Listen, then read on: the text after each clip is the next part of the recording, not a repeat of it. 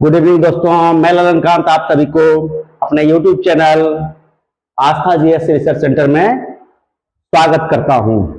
दोस्तों, जैसा कि मैं हर क्लास में कहता हूं और आज भी कहूंगा कि इन दिनों हम लोग भूगोल पढ़ रहे हैं। भूगोल में हमने विश्व भूगोल से प्रारंभ किया हुआ है और विश्व भूगोल का अभी हम लोग जो अध्याय पढ़ रहे हैं वो 15वां अध्याय है, जिसका नाम है महासागरीय नितल उच्चावच। महासागरीय नितल उच्चावच, इसकी व्याख्या दोस्तों हम इसका फर्स्ट लेक्चर में कर दिए थे कि महासागरीय नितल उच्चावच क्या होता है, जिसको महाद्वीपीय महाद्वीप, इसके पहले जो चैप्टर पढ़ाए थे दोस्तों वो था महाद्वीप पर स्थित विभिन्न उच्चावच, जैसे पर्वत, पठार, मैदान, खाई, गार्ज, ये जो होता है भ्रंश घाटी आदि के बारे में सब कुछ हम लोग पढ़े थे। और इसमें हमने ये पढ़ाया था कि धरातल पर विभिन्न प्रकार के स्थलाकृतियां जो लंबे समय में उत्पन्न होती है, लंबे समय में वो मिट भी जाती है, इसके लिए जिम्मेदार जो होते हैं बहिर्जात बल एवं अंतर्जात बल होते हैं। निर्माण के लिए बहिर्जात बल जिम्मेदार होते हैं और बहिर्जात बल द्वारा निर्मित स्थलाकृतियां को पुनः मिटाने में बहिर्जात बल का योगदान होता है। उसी प्रकार दोस्तों अंतर्जात बल एवं बहिर्जात बल की प्रक्रियाएं जो है यहाँ पर महासागरीय जल के अंदर जो भाग हमको साधारण आंखों से ऐसे देख नहीं पाते हैं, लेकिन जमीन के नीचे अगर पानी में जाए, पानी के नीचे का जमीन में जाए तो वहां जमीन से भी, हमारे धरातल से भी कहीं अधिक विविधता वाले जीव जंतु, पेड़ पौधे, मैदान, खाई, पर्वत, कटक, कैनियन, जलगार्ज आदि पाए जाते हैं, जिसके बारे में हम लोग आज पढ़ेंगे। तो दोस्तों, पहला लेक्चर में हम महासागरीय नितल उच्चावच के बारे में पढ़ाए थे। महासागरीय नितल उच्चावच को 4 भागों में बांटा गया है मुख्यतः।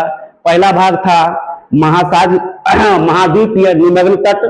पहला भाग था दोस्तों महाद्वीपीय निमग्न तट। दूसरा भाग था दोस्तों महाद्वीपीय ढाल। तीसरा भाग था दोस्तों महाद्वीपीय उत्थान। चौथा भाग था दोस्तों महासागरीय नितल मैदान। इन चारों ही भाग के बारे में हमने विस्तृत रूप से कल अध्ययन कराया था। उसके बाद इन चारों बृहद रूपों में छोटे छोटे भी कुछ स्थल पाए जाते हैं, उसके बारे में आज हम लोग देखेंगे। तो आइए दोस्तों, बिना कोई समय नष्ट किए, बिना कोई समय बर्बाद किए शुरुआत करते हैं। ये सब हम लोग पढ़ लिए थे दोस्तों। ये चैप्टर है महासागरीय नितल उच्चावच। महासागरीय नितल उच्चावच का पहला पार्ट जो होता है दोस्तों वो महाद्वीपीय निमग्न तट होता है। महाद्वीपीय निमग्न तट होता है, बहुत भली भांति से कल पढ़ा दिए थे। दूसरा होता है दोस्तों महाद्वीपीय ढाल। महासागरीय निमग्न तट के बाद ढाल जब बढ़ जाता है उसको महाद्वीपीय ढाल कहते हैं। फिर महाद्वीपीय उत्थान होता है दोस्तों, ये 0.5 डिग्री से 1 डिग्री तक महाद्वीपीय ढाल के बाद फिर उत्थान आता है और फिर वो ये जमीन, पानी के नीचे का जमीन जो उठता है तो उसको महाद्वीपीय ढाल कहते हैं। कहीं कहीं ये नुकीले टीले के रूप में जमीन से बाहर भी निकल जाता है, जिसको हम लोग द्वीप कहते हैं, आइसलैंड हम लोग बोलते हैं। ये क्षेत्र जो है नौकायान के लिए कठिन होता है, क्योंकि वो जमीन का निकला हुआ पार्ट जहाज के नीचे टकराने का डर रहता है। चौथा हम लोग पढ़े थे दोस्तों महासागरीय नितल मैदान। सबसे नीचे जो होता है महासागरीय नितल मैदान भी होता है। इसके बाद खाइयां भी मिलती है, तो इसको भी हम बहुत अच्छे से पढ़ा दिए थे। ये जो है सबसे बड़ा पार्ट होता है महासागरीय नितल मैदान जो होता है पूरा समुद्री भाग का 75.9% भाग होता है, लगभग 80% भाग होता है। महासागरीय निमग्न तट जो होता है दोस्तों, यहाँ हम पढ़ा दिए थे आपको महासागरीय निमग्न तट के बारे में। ये जो होता है वो इसके बारे में महासागरीय निमग्न तट है। यह अलग अलग चौड़ाइयों में अलग अलग रूपों में मिलती है। यह मत्स्य पालन के लिए भी महत्वपूर्ण माना गया है दोस्तों। डॉवर बैंक जो इंग्लैंड के पास है, उत्तरी सागर में जॉर्जेज बैंक, ये प्रशांत महासागर में पड़ता है। ये मत्स्य पालन के लिए इंपॉर्टेंट क्षेत्र होता है। यह जो होता है महासागरीय निमग्न तट कुल जलीय महासागरीय क्षेत्र का 8.6% होता है।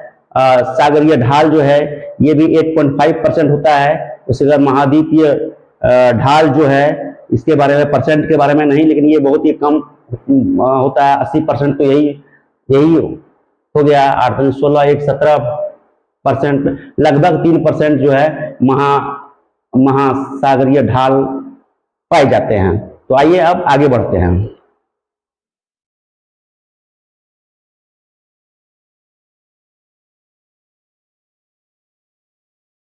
अब हम पढ़ेंगे दोस्तों जलमग्न कटक। जलमग्न कटक क्या होता है? जलमग्न कटक क्या होता है दोस्तों? जो चीज हम लोग यहाँ पहाड़ी पढ़ते हैं वहां भी जो है दोस्तों जलमंडल के अंतर्गत भी प्लेटों का जो प्लेट विवर्तनिक क्रियाएं होती है, अब वहां भी प्लेट एक दूसरे से टकराते हैं और नए जो है वलित पर्वत का निर्माण होता है। कहीं प्लेटें एक दूसरे से दूर जाती है तो अंतर से लावा निकलकर उस खाली स्थान को भरता है और नए जमीन का निर्माण होता है। वहां पर लावा पर्वत भी देखने को हम लोग को मिलते हैं। महासागरीय कटक क्या होता है दोस्तों? देखिए, सागरीय नितल पर कुछ 100 किलोमीटर चौड़ी और सैकड़ों हजारों किलोमीटर लंबी पर्वत श्रेणी होती है, यानी कि महासागर पर्वत श्रेणी होती है। जैसे हम लोग हिमालय पर्वत श्रेणी पढ़ते हैं, विंध्याचल पर्वत श्रेणी पढ़ते हैं, सतपुड़ा पर्वत श्रेणी पढ़ते हैं, अरावली पर्वत श्रेणी पढ़ते हैं, पश्चिमी घाट पर्वत श्रेणी पढ़ते हैं, पूर्वी घाट।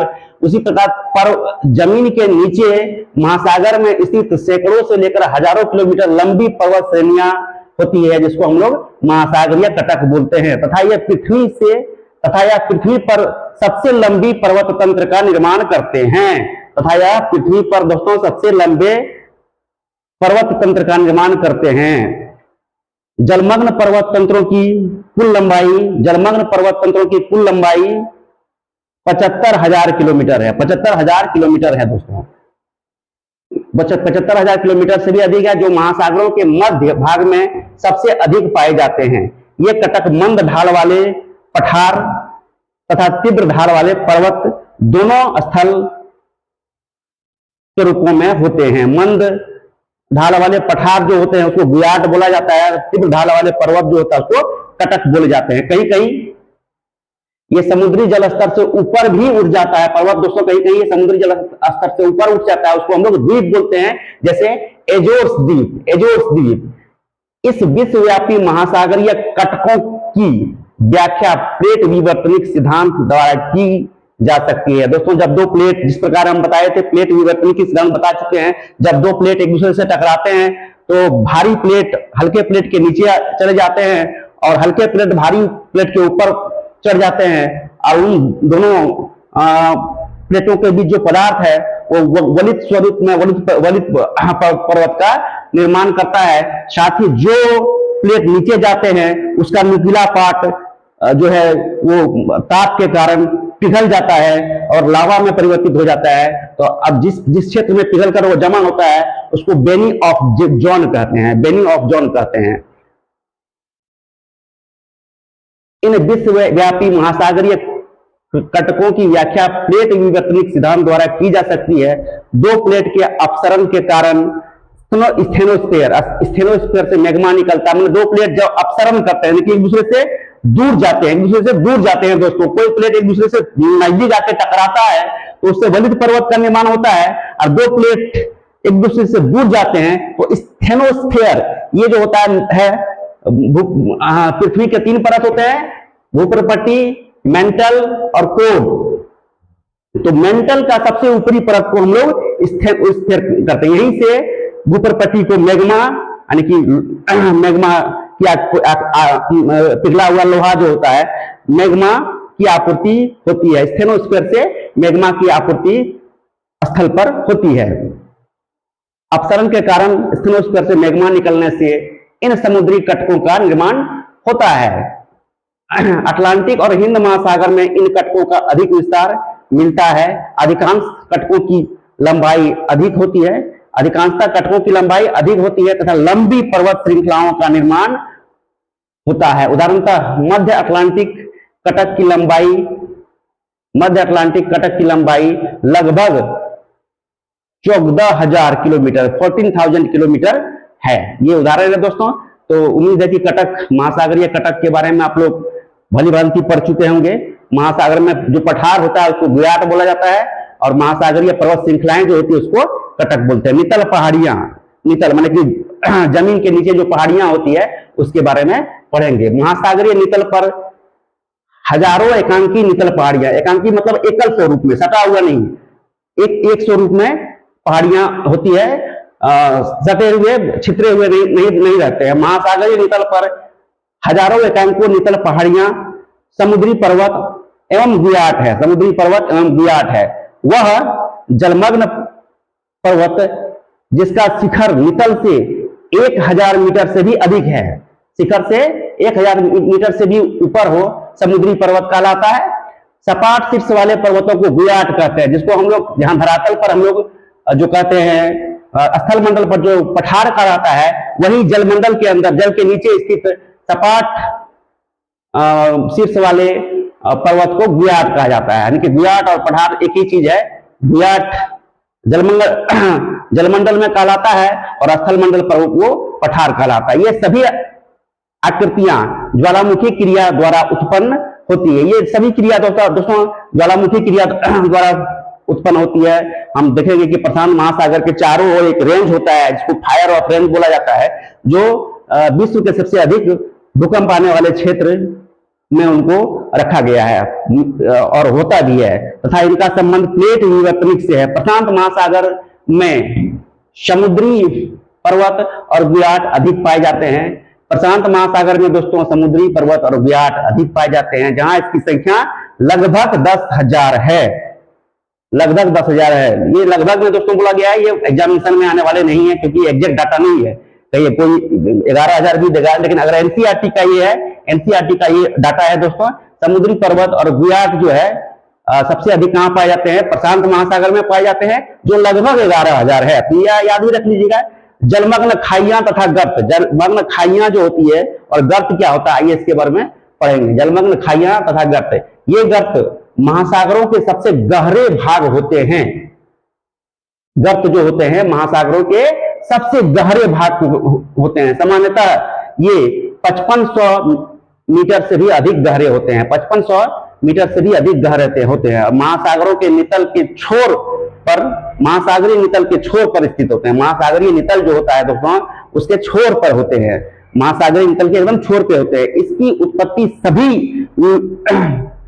उत्पत्ति भी विवर्तनिक है, इसकी भी उत्पत्ति जो है विवर्तनिक क्रिया से हुई है। ये प्रायः वलित पर्वतों द्वारा द्वीपीय श्रृंखलाओं के समानांतर विनाशात्मक प्लेट किनारों के मिलने से होता है।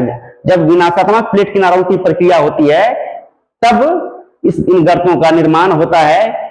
ये प्रशांत महासागर में सबसे अधिक पाए जाते हैं। ये जो है जो समुद्री खाइयां या गर्त जो है, ये किस प्रकार निर्माण होता है? जब दो प्लेट एक दूसरे के समांतर गति करते हैं तो नहीं सॉरी दोस्तों, जब दो प्लेट जो है एक दूसरे के सामने से टक्कर खाते हैं तब वहीं पर जो है एक तो वलित पर्वत का निर्माण होता है और दूसरी एक खाइयां का भी निर्माण होता है, विनाशात्मक प्लेट किनारा के मिलने से होता है। ये प्रशांत महासागर में सबसे अधिक मिलते हैं दोस्तों। कुछ महत्वपूर्ण महासागरीय गर्त जो है ये पढ़ लेते हैं। गर्त, गहराई और स्थिति। मेरियाना गर्त दोस्तों 11,022 किलोमीटर है जो कि प्रशांत महासागर में है।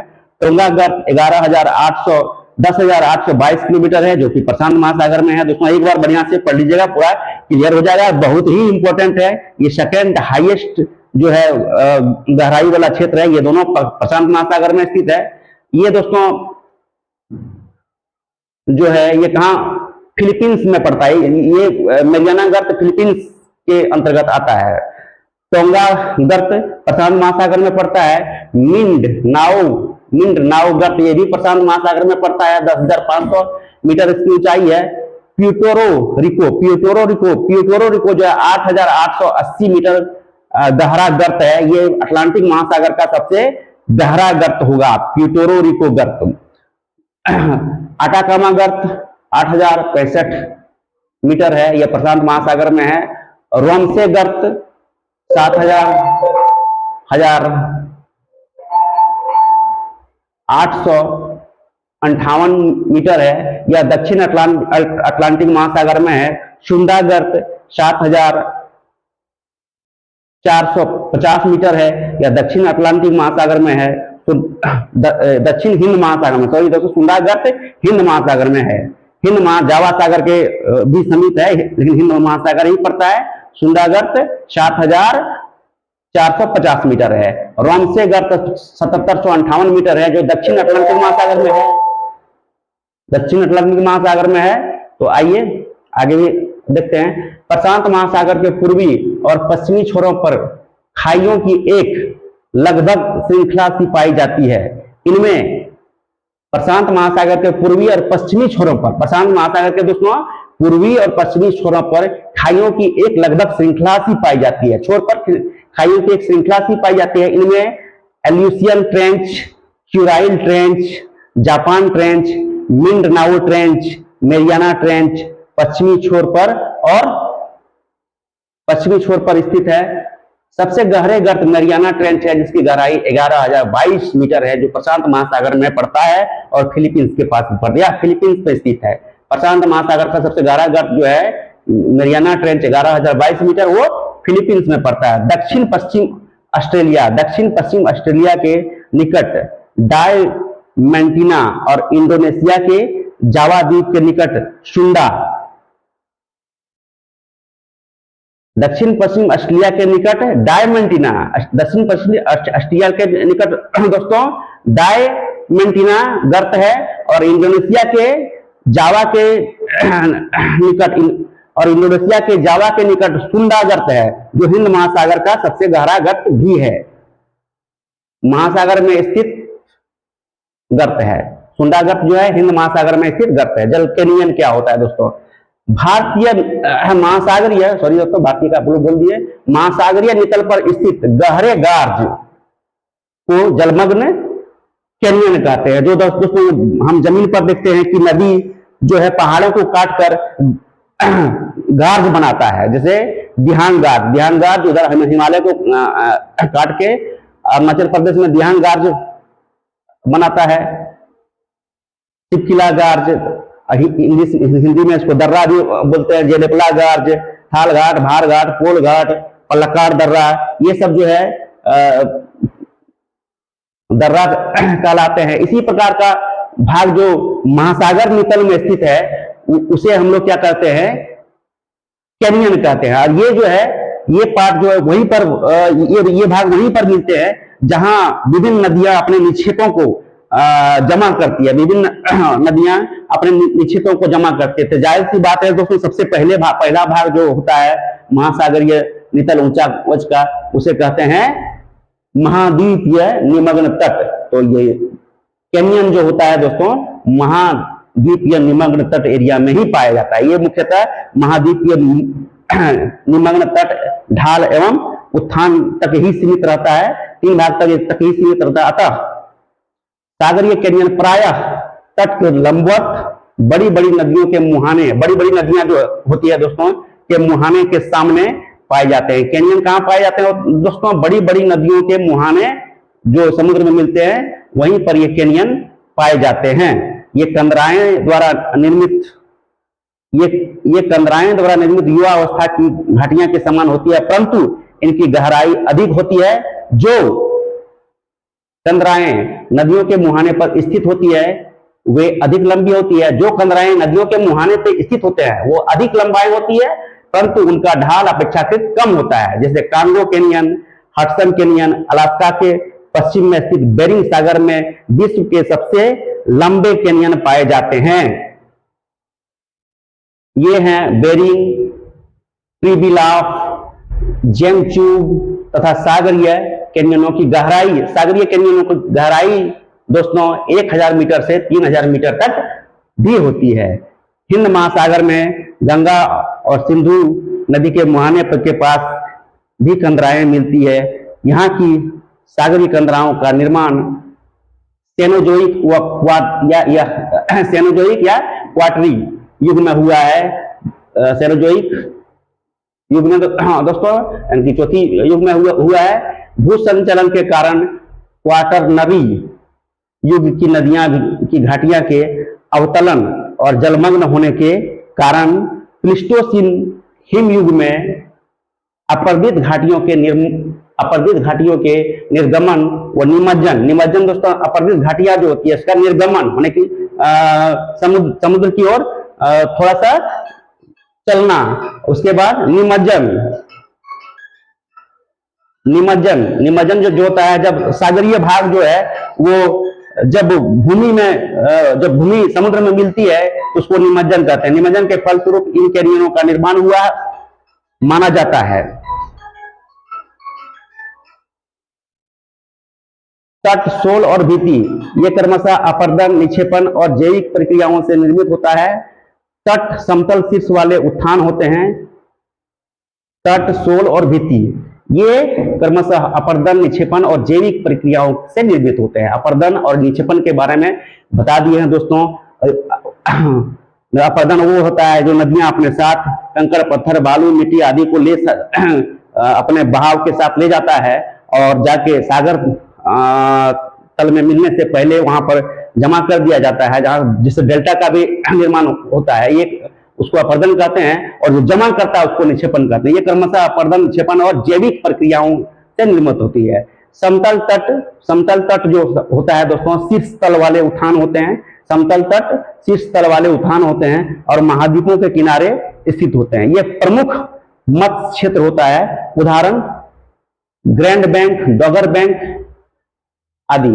शोल जलमग्न उत्थान का विलग भाग है।